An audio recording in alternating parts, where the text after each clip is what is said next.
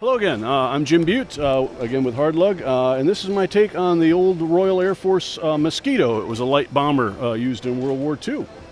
And I took about 2 months to build it, working part-time, and I don't know how many pieces. I'm sorry about that. Okay.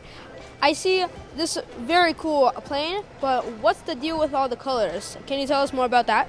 The colors of the airplane, the RAF in World War II, they had different camouflage schemes, and in fact, I had a Spitfire last year, which had the same bricks. In fact, they used what's really close to the sand blue and the dark green. That was their standard camouflage scheme for their fighters. So when they're sitting on the runway and the German Luftwaffe would come over to bomb them, it would be harder to see them when they're sitting on the ground. Is all.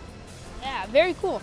But as we move back towards the MOC, can you tell us how you made it go from bigger to smaller, like that? A lot of layering. There's certain pieces like the fuselage itself, and up front, again working sideways, it's not built. You start at one dimension and then you make it one plate wider and one plate wider, and you can angle it out again.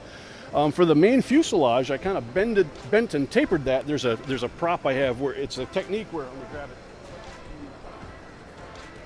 You put a tile and a plate and a tile and a plate, and there's enough tolerance between those, you can get a little bit of bending out of that, and you can get a subtle curve.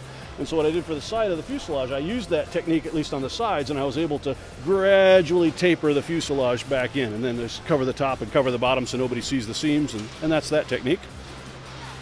Very cool. As we move forward, are these like Lego pieces? How did you make the spinning propellers? They are all propeller. They're all Lego pieces, and it's just simple. It's the old Lego power functions. So I've got a battery back here, and I'll turn that off. And inside each of these engine compartments, there's just a simple one of the medium-sized Lego motors, and I've got a couple of gear trains that make it spin a little bit faster. Because I did it wrong. The actual aircraft only has 3 blades on its propeller, but I'm not good enough to make a 3-bladed propeller. So I made a 4-bladed, but if I keep it spinning fast enough, nobody can count the number of blades on my propeller. So that's how I'm cheating with that. Yeah, very cool. Can you tell us how big this MOC is? How big? It's about 3 feet across, about 2.5 feet long.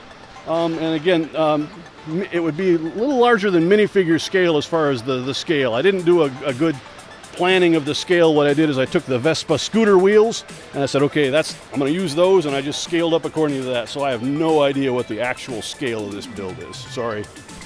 This is a great MOC. Would you like to say anything else about it? Well, it's a fun MOC, and actually the members of my lug, they saw that I was building the RAF Mosquito, so they did a collaborative without letting me know. So they made a fly swatter and a bug zapper, and they put a big frog in the bug truck here. So this is the Mosquito corner here. So if you're in a Lego users group, you'll have a bunch of weird friends in there that can come up and surprise you with collaborative stuff like that.